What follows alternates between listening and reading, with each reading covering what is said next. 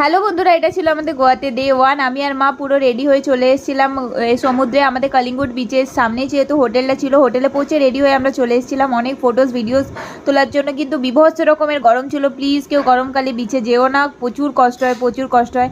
মা এখানে বলছিল স্নান করব, কিন্তু যেহেতু পুরো ভিজে যাবে তাই স্নান করেনি। আর গোয়ার মার্কেটটা আমি আর মা ঘুরে ঘুরে দেখছিলাম। এখানে খুব সুন্দর সুন্দর জিনিস পাওয়া যায়, তুমি যদি বার্গেনিং খুব ভালোভাবে করতে পারো, খুব ভালো দামে তুমি খুব ভালো ভালো জিনিস পেয়ে যাবে। তারপরে আমরা হোটেলে চলে গেছিলাম, কারণ সন্ধ্যেবেলায় সানসেট দেখাচ্ছিল। বিচে এসেছি, সানসেট দেখবো না সেটা তো হয় না না।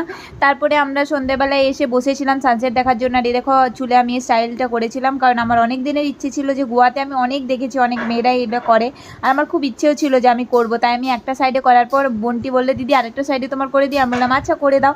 মাঝে মাঝে নিজের পছন্দগুলোকেও মান্য দিতে হয় আমার মনে হয়, তো তার জন্য আমি করেছিলাম। তারপর সন্ধ্যেবেলা সানসেট দেখার পর দেখো মা মাটি নিয়ে বালি নিয়ে খেলছিল। তো ভিডিওটা